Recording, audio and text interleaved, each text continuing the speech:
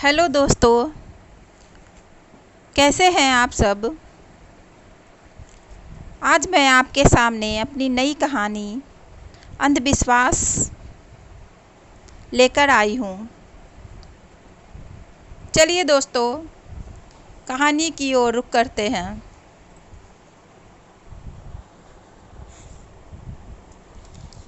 शांता जी के दूसरे बेटे समीर की शादी थी। बड़े बेटे कबीर की शादी को 2 वर्ष बीत चुके थे। बड़ी बहू के मां न बनने पर शांता जी तानों की बौछार हर वक्त बेवक्त किया करती थी। उनकी ये आदत सभी को बुरी लगती, पर क्या करते वो समझती ही ना थी। समीर की पत्नी अलका अपनी सासू माँ की दुलारी बनना चाहती थी। घर की मालकिन बनना उसे पसंद था। उसने सासू माँ के अंधविश्वास को बढ़ावा देना शुरू कर दिया। वो अक्सर बड़ी बहू रीमा के हर काम में गलती निकालती, सासू माँ को भड़काती तथा बच्चा न होने का कारण भी रीमा को ही बताती।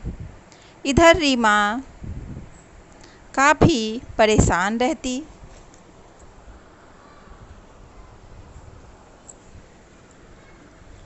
अलका ने अपनी साजिश में एक तांत्रिक ढोंगी बाबा को शामिल कर लिया, जो वास्तविकता में अलका का प्रेमी था। सासू माँ अंधविश्वास के चक्कर में पड़कर ढेरों रुपए लुटाती। सबके समझाने के बावजूद भी नहीं मानती। एक दिन झाड़ फूक के बहाने अलका ने तांत्रिक बाबा को घर में बुला लिया और रीमा को डायन साबित करने की कोशिश करने लगी। उसकी सासू माँ तो जैसे उसके इशारों पर नाचने लगी थी। तभी ससुर जी देवव्रत बाबू आ गए। उन्होंने तांत्रिक को भगा दिया। इधर सासू माँ और अलका अपनी हरकतों से बाज नहीं आ रही थी, तो मजबूर होकर रीमा ने अपने पति कबीर को सारी बातें बता दी। कबीर अपनी पत्नी पर पूरा भरोसा करता था।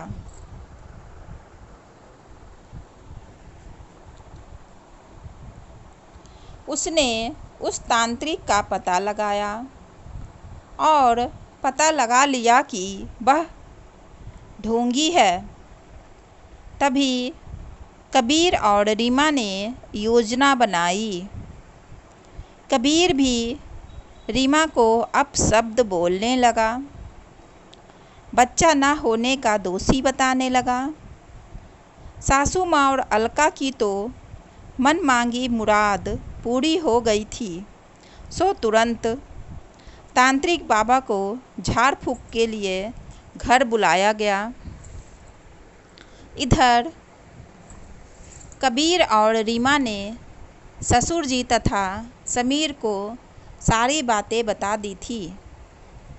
जैसे ही तांत्रिक बाबा अपना ढोंग शुरू करता, वैसे ही पुलिस आ गई और उसके नकली दाढ़ी बाल निकालकर उसका असली चेहरा सबके सामने ला दिया। अलका भी इस सब में शामिल थी। उसने कबूल कर लिया। अपनी सास के काफ़ी माफ़ी मांगने लगी, रोने लगी। फिर भी शांता जी ने उसे माफ़ नहीं किया और दोनों जेल चले गए।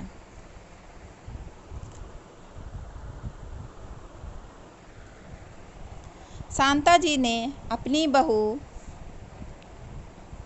रीमा से माफ़ी मांगी। तभी रीमा ने समझाया, माँ जी, बच्चा होना न होना हमारे हाथ में नहीं होता, वो तो ईश्वर की मर्जी होती है। लेकिन विज्ञान काफ़ी प्रगति कर चुका है, अब ये असंभव नहीं है। माँ जी, मैं आपको बता दूँ कि आप दादी बनने वाली हैं, लेकिन आप मुझे वादा करें कि आगे से आप अंधविश्वास के चक्कर में न पड़ेंगी, इससे घर टूट जाते हैं।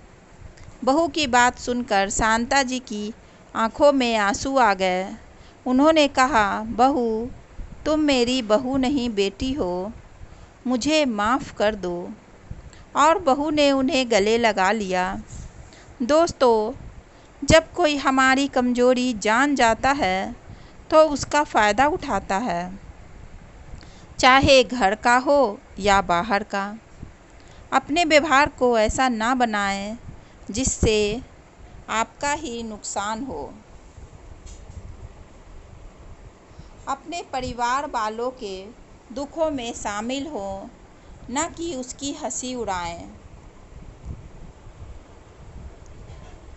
कुछ ना कुछ गुण और अवगुण तो सभी में होते हैं,